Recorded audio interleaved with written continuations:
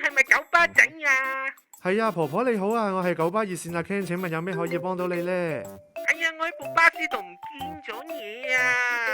哦，係啊，婆婆你喺巴士度唔見咗嘢啊？你唔見咗啲咩啊？唔緊要啦，我而家即刻試下幫你揾啦。哎呀，唔係唔緊要噶，都幾緊要噶，我唔見咗把遮同孫仔啊！哦，婆婆知道好緊要嘅，我而家即刻幫你揾啦，而家幫你輸入翻個生物檔案資料先。下次婆婆都可以試下用我哋個智能小助手 Bot1933，佢24小時都可以幫到手噶。咩波1933話？我唔識喎。哦，婆婆就咁嘅，Bot1933呢係即時線上對話嘅科技，佢可以幫到乘客去到查路線通告啦、交通消息啦，同埋可以做點對點路線搜尋嘅。如果好似婆婆今日咁唔見咗嘢呢，其實都可以用Bot1933嚟到報失噶。當然你想讚揚我哋同埋俾意見我哋都隨時歡迎啦。哦，咁真係好方便喎！等我叫我孫仔教我用先。咦？哎呀，我見到個孫仔啦！哎呀，唔趕住啦，唔該晒你啊！你好好人啊你。唔好係啦，婆婆，多謝你讚我哋先啊，希望幫到你嘅。大家好，我係阿 Ken，喺九巴顧客服務熱線做咗3年。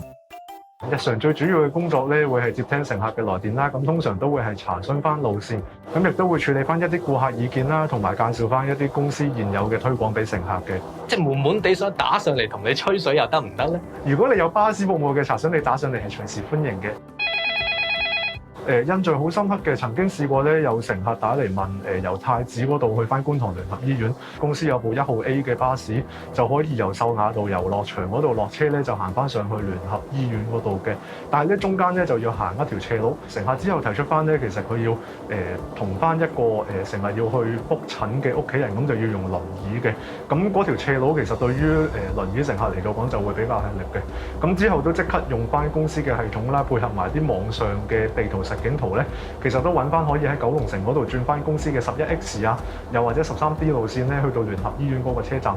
咁呢個聯合醫院車站咧，就喺聯合醫院嘅側門對面嚟嘅，咁就都解決咗乘客嗰個需要嘅。跟住聽到佢喺個聽筒嗰度咧，好開心咁同屋企人講話：爸爸，九巴熱線嗰啲同事好好啊，好幫得手，揾咗條路線咧，就算我請唔到假，你自己去都可以冇問題㗎，唔會吃力㗎咁樣。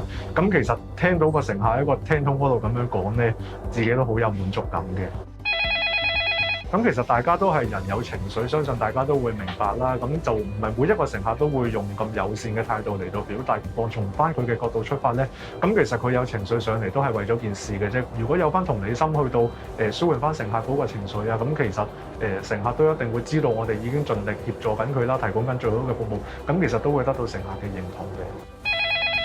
係有同理心啦，其實凡事只要行多一步，喺翻顧客嘅角度出發，咁就配合翻專業服務啦，同埋一個貫徹如一嘅態度。